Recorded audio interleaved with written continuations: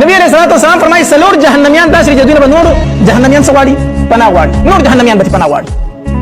او نبی علیہ الصلوۃ والسلام فرمایي وای دا سلور قسم جهنميان چې به د حمیم او د جهنم په منځ کې منډي وخی د ګرم اوبو او د هغه لمبو وهون کې د ور په منځ کې منډي وي کله به خټ کېدل وو ته ورته کله به دلته کې دی ورته راسي او چې به وي واویا به پر جهنم کې راخړي د جهنميان براټول شي یو بل د خرابانه د جهنم عذاب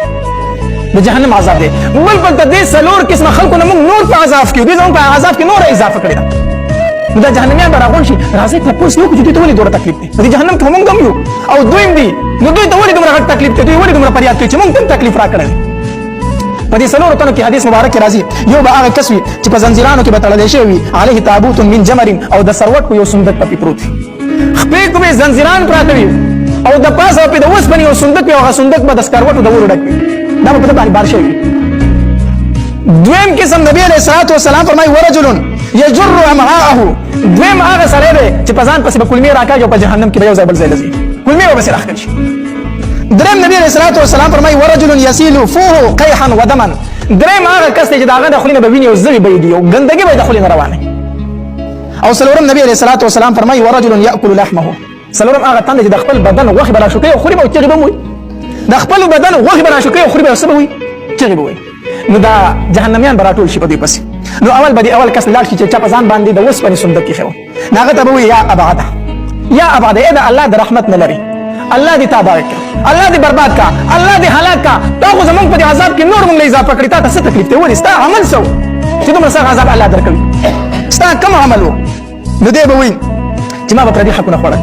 ما به څه کولو ما به پردي حقونه خوړل د چا مې پوله والی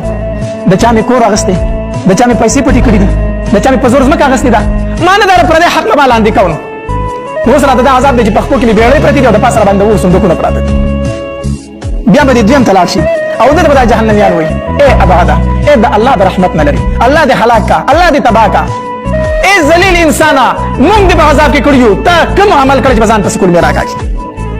کوم عمل دې کړی چې ځان پس کول میرا کاږي نو دې ورته وي ما د ورو بولو نه ځان نه بچو په دنیا کې زما کم ګناه ما د ورو بولو نه ځان نه بچو ما نه درته په بدن کې به کم ځای ولګي زما پروا نه وا ها نو کوم انسان چې د ځان د ورو بولو نه بچ کړي مانه سو بیل مازو کنه سو بیل مازو کوم سړی چې مونږ کې ځان د ورو نه بچ کړي نه بچ کړي او چې کوم سړی مونږ داس نه کوي دا هغه او داس سره نه وچی نه دا غسو په خپل دغه واړه بول بهږي نو مانه دا سره بیل مازو مونږ به نه کو د ورو بولو نه ځان نه بچ کو د دریم کس براشي چې د خلینې دا ویني زوی بيدل